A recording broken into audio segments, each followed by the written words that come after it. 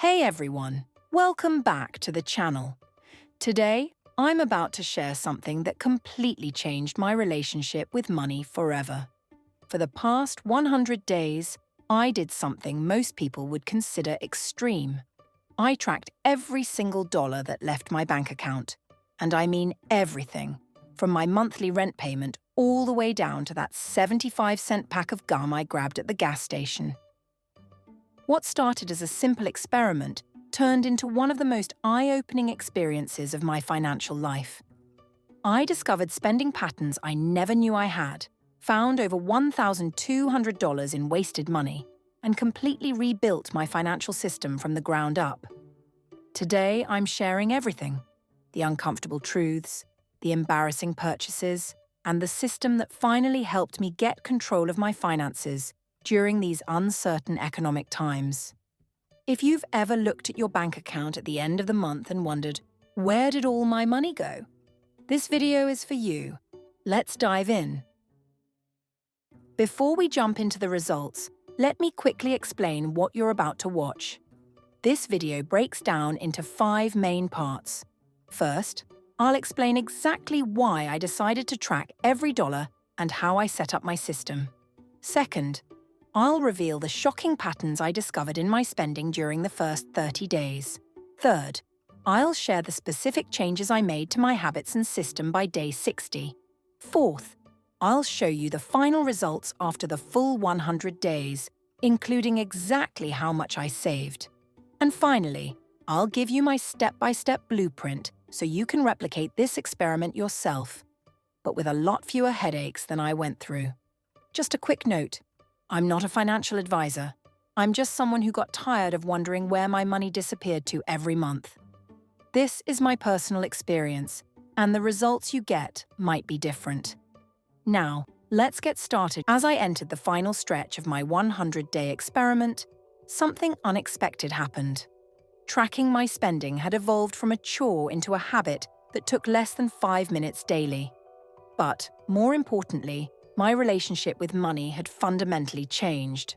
I was no longer seeing my finances as a mysterious force that controlled my life, but rather as a tool that I controlled.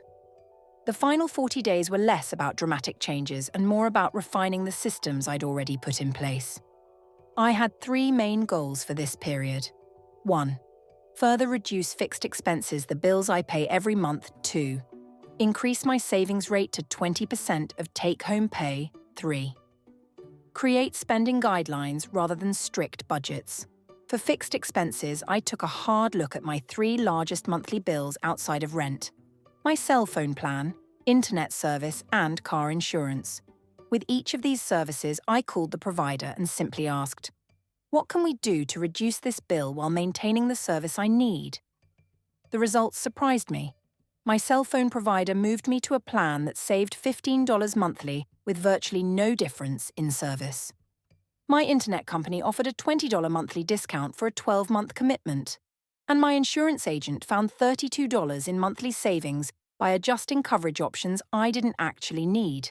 That's $804 in annual savings from 3 phone calls that took a total of about 45 minutes.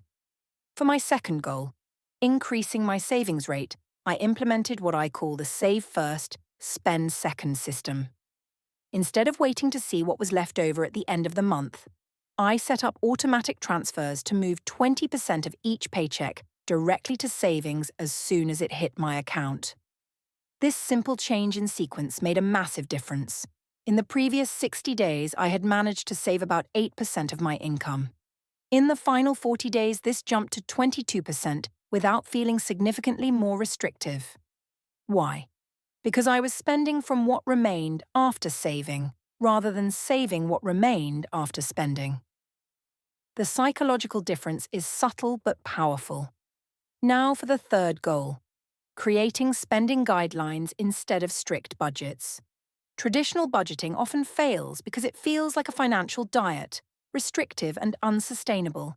Instead, I created what I call money boundaries: simple rules that guide spending decisions without micromanaging every dollar. My 3 main boundaries were: 1. No purchase over $100 without a 48-hour waiting period. 2. Limit convenience food to 3 times per week. 3-3. One in, one out rule for physical items. If I buy something new, something old needs to go.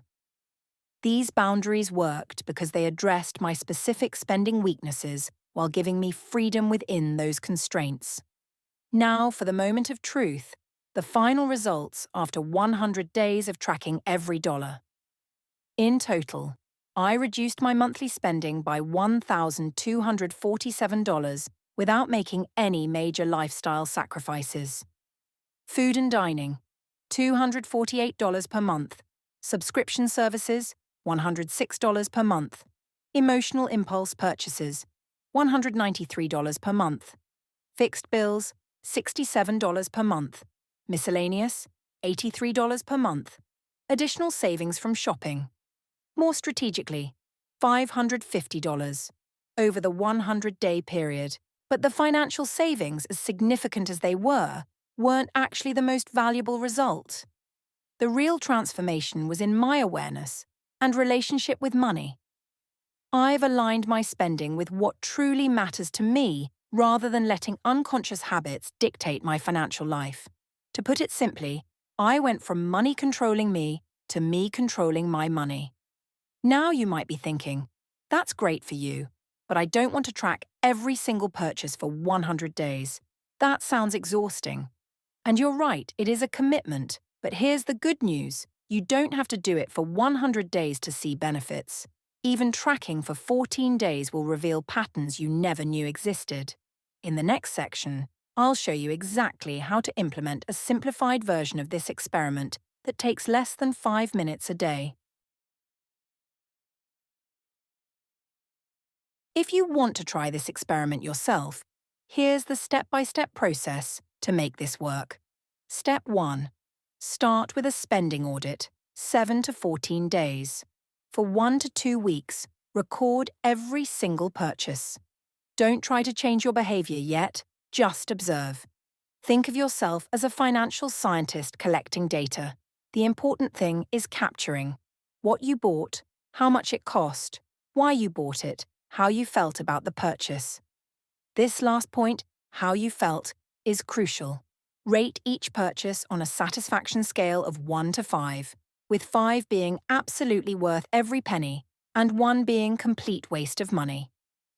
Step 2. Identify your top 3 money leaks. After your audit period, look for patterns. Where is your money going that doesn't align with what you truly value? Common money leaks include subscription services you rarely use, convenience purchases when you're tired or busy, stress or emotional spending, social pressure spending, buying things to keep up with others, recurring bills you haven't negotiated in years. Focus on finding your personal top 3 leaks, the areas where you're spending significant money without getting proportional value in return. Step 3. Create targeted solutions for each leak instead of making vague goals like spend less.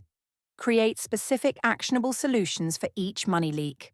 For example, if convenience food is your weakness, implement a Sunday meal prep routine. If subscriptions are draining your account, use a service like Trim or Truebill to identify and cancel them. If you're an emotional spender, create a spend list where potential purchases go for a 48-hour consideration period.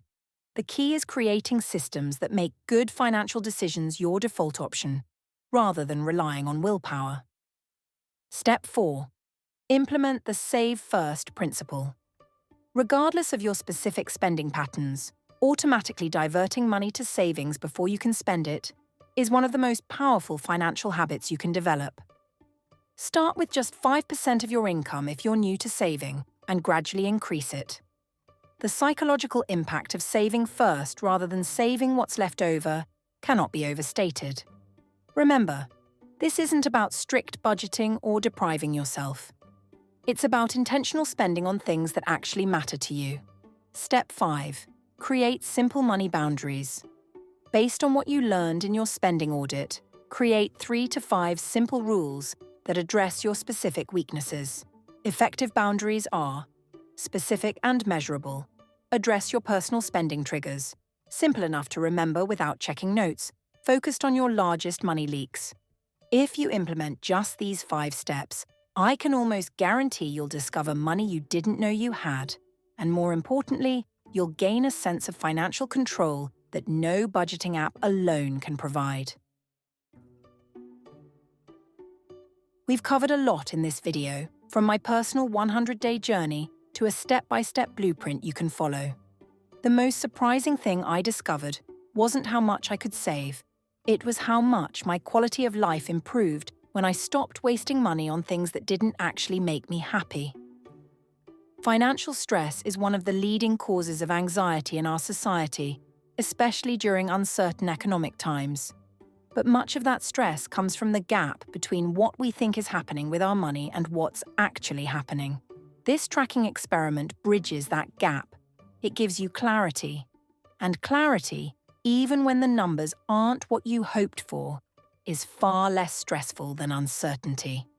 If this video resonated with you, I have 2 simple requests. First, commit to tracking your spending for at least 14 days, not forever, just 2 weeks. And second, leave a comment letting me know your biggest takeaway from this video. I personally read every comment and love hearing your insights. I know talking about money can feel uncomfortable. Our culture often treats personal finances as something private, almost taboo.